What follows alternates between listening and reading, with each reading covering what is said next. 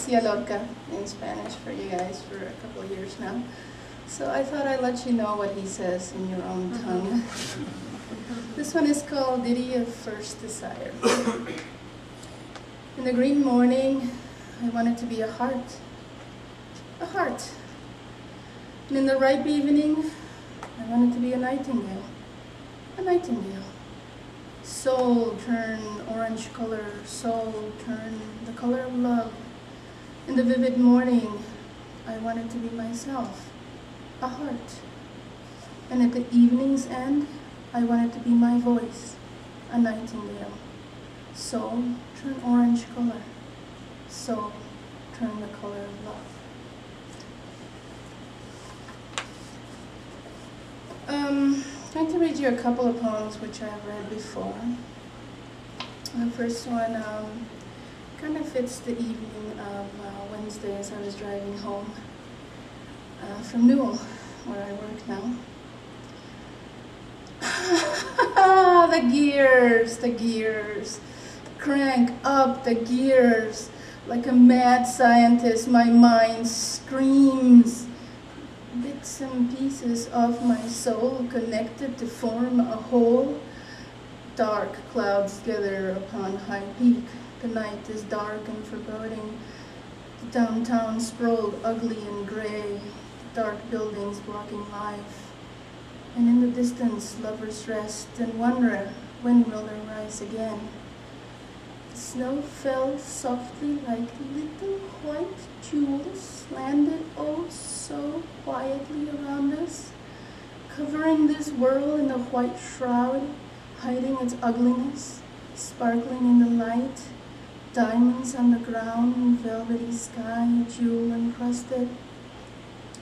And as you watch, you see strange shapes, monstrous shapes from long ago. And just before you are impaled into the rock, you think to yourself, hey, aren't these things supposed to be extinct?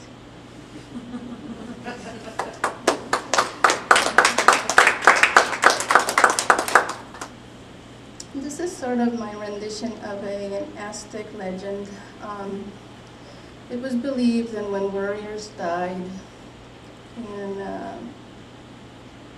war in the field, they would come back as white butterflies, usually in June. And if you happen to be lucky enough to be in Tenochtitlan, otherwise known as Mexico City, you would see tons of white butterflies in June. A mind is a terrible thing to waste.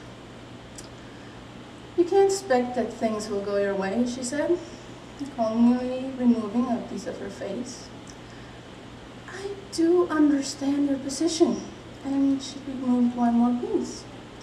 Carefully, she laid the pieces of herself onto her vanity, stacking them symmetrically, purposely, one at a time. She kept on talking to me, telling me she knew the intricate workings of the brain. She was helpful in her no-nonsense way. I watched her with fascination. Slowly, one by one, her face was removed. The last one to come off were her eyes. She turned in my direction, still talking, gesturing, with a macabre look of the dead. She bent her head and opened her cranium, where her brain lay neatly inside. She handed it to me and then collapsed. I stand with her brain on my hands. Small glowworms can be seen moving throughout.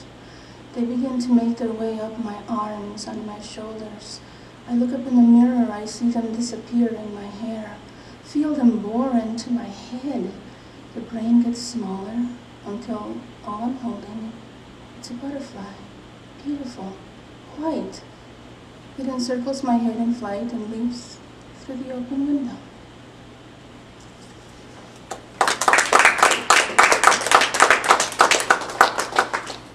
All right, my last poem,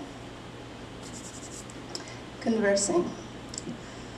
The other day I was talking to myself and I said, Self, it's that time of the year again. And Self said to me, yes, I believe you're right. It is time for you to be a good facsimile of a poet. I'm just not sure how well you will pull it off this time. You have a point there, Self. I was still thinking when Self looked at me and smiled. Gotta go, you. Tell me how it turned out.